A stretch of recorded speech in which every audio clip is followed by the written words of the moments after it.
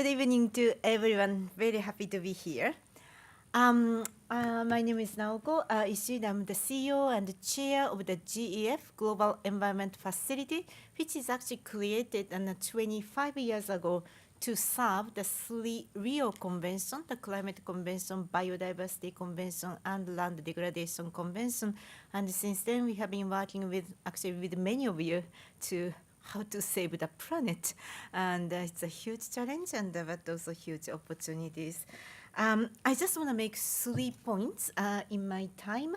And the first point is actually maybe no need with you, but then I just want to confirm that the what kind of challenge we are facing, and we really need to get out of a business as usual mentality. Many of our previous speakers already mentioned, so no need to maybe to repeat it. But when I see my own portfolio of 25 years, we have been doing a lot of conservation, maybe very successful in its own, but then when we see this massive economic forces which kind of eaten the capacity of planet Earth, the traditional conventional conservation projects are actually, it's not good enough.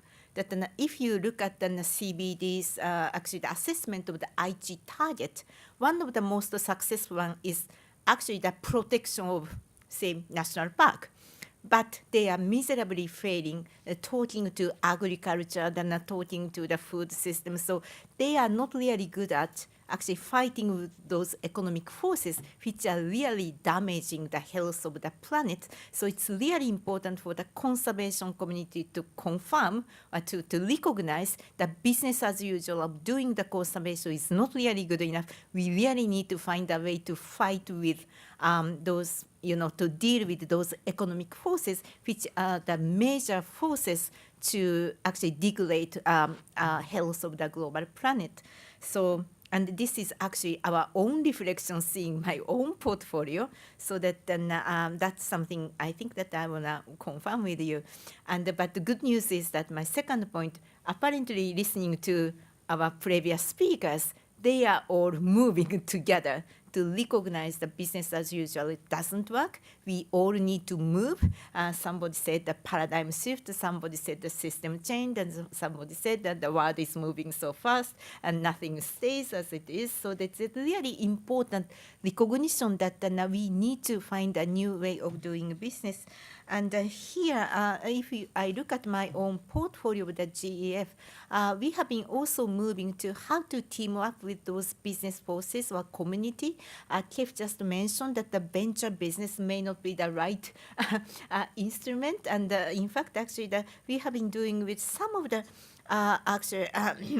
the investment in that space, starting with, of course, the big infrastructure like the Morocco CSP or Kenya and the geothermal, but also the smaller community-based, small-scale independent renewable energy producer. The role, the model which work is that we the kind of public fund which is actually quite willing to take the risk, that teaming up with a private investment, that so this combination of public funding like us to do either de-risking or doing the capacity building of the developers, or actually paying the aggregation cost of each of the small investment and to go to the capital market. So there are several successful models if we work together. And in fact, we are moving from energy efficiency or renewable energy to a natural resource management.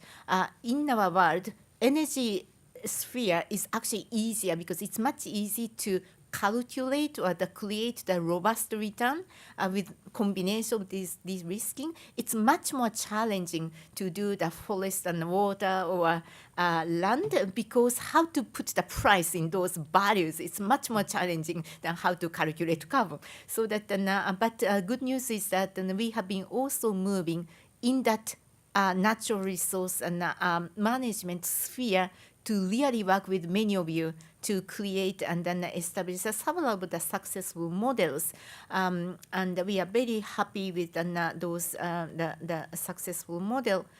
And we also witnessed that the conservation community or impact investment also coming together to create a lot of platform, including matchmaking that where is supply, where is demand, and compare the note, and then sharing that the best practices to create the movement to the much bigger.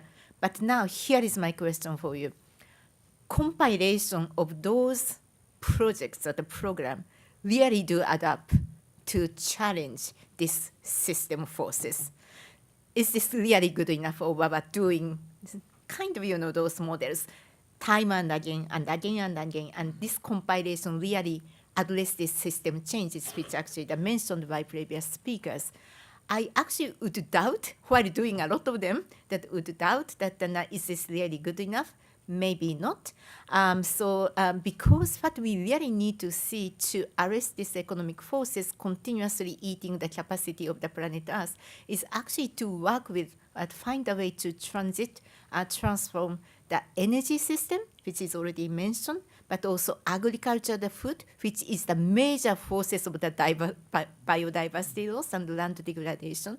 How to work with the cities, already mentioned by several speakers. City is really, major forces in also the opportunities to make it right in the going forward for next 20, 30 years.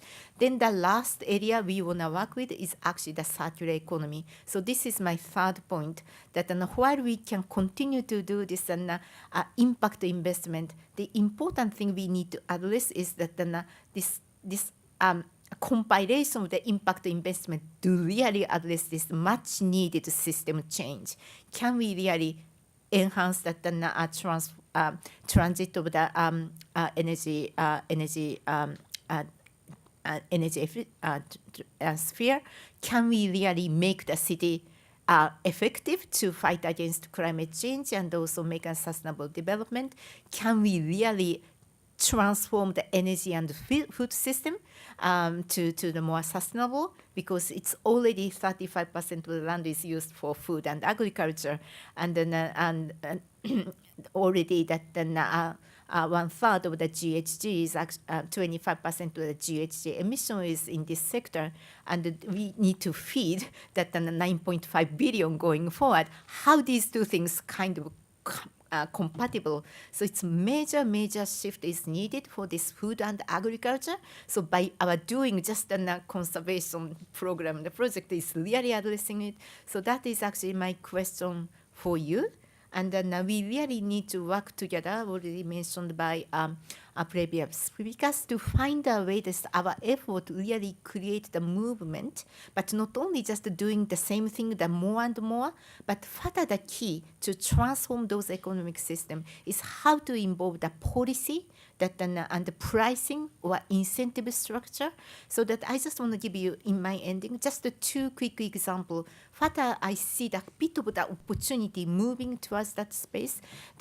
In Davos and World Economic Forum this year, we actually launched the one facility together with Unilever and Norwegian and Indonesian. That this is a protection inclusion facility. The idea is knowing that palm oil is the major forces of deforestation, but it's not really good enough to do the small project here and there because it's just pushing the palm oil to African continent. So how we can bring them together? We need a national government, we need a prefecture, the state government, which is responsible for forest code or tenure, right? And we need to bring that both the big supplier and the small holder together, and we need a commitment of those supplier, but also retailer or the brand, and we need a commitment from consumer side, so that this facility idea is to bring all those key actors together and come up with a space that how we can realize sustainable farming and how to achieve the scale. So it's just one example that how we can bring all key actors together to transform the system and also achieve the scale to go to the capital market. So there is another example of the coastal fishery, but I'm aware of my time is up. No, so that Okay, another small example is, and I see a lot of coastal fishery, the ocean, the glue here, where the idea is that the coastal fishery also that face a lot of challenge. One of the fund which actually launched last year is so-called the Meloi Fund. This is basically creating the community, the alliance with coastal fishery community, which is used to be actually the sources and the forces of that exploiting the fish, but by creating a coalition with the fishery community, actually involving the not only national government but the local government, which could provide that assistance in terms of money but also capacity building, then that philanthropy fund and fund like us to create this coalition, how we can help that small fishermen's community to transit from unsustainable to sustainable farming, in this case fishery, and put all those forces including local community and government together, and again to go to the capital market to achieve the scale. So these are important. To me, it's a very exciting that a fund. Again, the key is that it's not only just a produce. We really need to bring that policy and the pricing together. That otherwise we can't really transform the economic system. So that we want to see more and more those kind of example. And then from GF point of view, we were actually at the stage of coming up that the next 4 years investment strategy, and we would like to see that and how we can work together to really transform the economic system. I was very actually excited to hear that from Ron. The circular economy is another very important the system to change. We are a bit of stuck because we don't know how exactly we do it. But then if we could have a brainstorm that how the institution like us to help how to do this sustainable consumption and production, that would be another very good actually that asset to us. So thank you so much.